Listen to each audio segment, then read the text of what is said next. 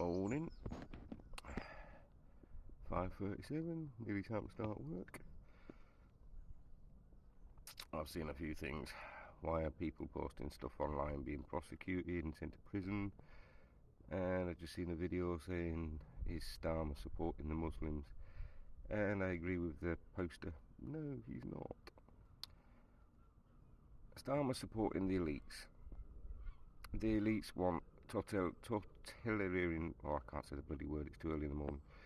But basically they want dictatorship across the globe. Reduce our population, control, enslave what's left, reduce our intelligence with the pollutions and the poisons in our food and the fake food they plan on having us eat.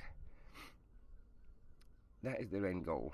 All of this shit we're seeing in the UK at the moment, everything, from the LGBT fucking nonsense, being a bi man, that is, I've never understood the pride stuff anyway, and the cross-dressing, transgenderisms. I've got a transgender sister, again, I have no problem with them, but their movement is being used and pushed, everything. Now we've got all this violence, both sides being played off against the other. The Muslims, Starmer doesn't support the Muslims. He's going to kill just as many of them, or his elite friends are going to kill just as many of them as they're going to kill just as many of us.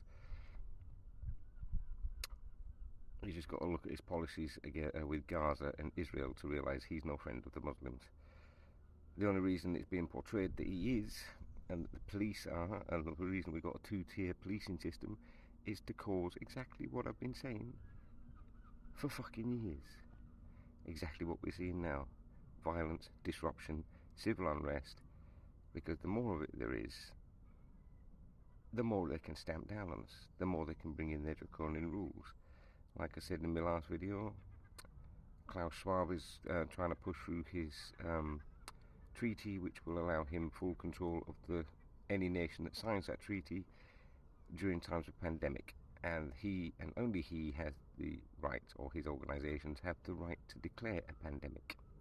So we could have a flu outbreak and he can say it's a pandemic and we've all got to have the shot, and if we don't have the shot, prison, concentration camps. That's what's going to happen. It's too late to stop it now. It is. The violence has got too big. The hate on both sides has got too big. I, like most of the British people, condemn the violence. But again, I reckon it was strings are being pulled on both sides by the elites to make it happen. They don't need to pull the strings for long because, like I said, once the hate starts on both sides, it gets worse with every atrocity committed. People attacked in London, the 3 little girls, the Muslim mosques being burned, the immigrant hotel with women and children inside being burned. It's stupid. Most of the world is stupid. They don't open their eyes and see what's happening.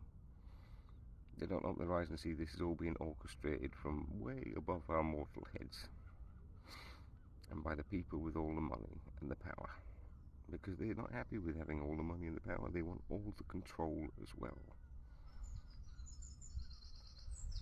I don't know why I'm bothering with this, because nobody's listening, and the few of us that do understand what's happening are not making any headway, because most people are too dumb and too stupid and too asleep to accept what's happening.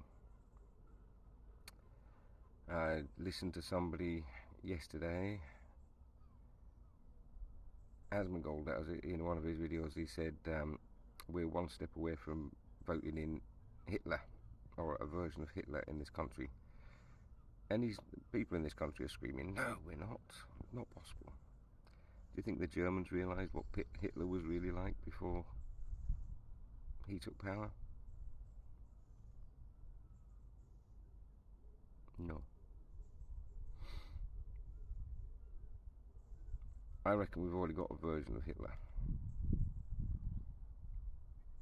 We have no support from the monarchy because they're in the elite side.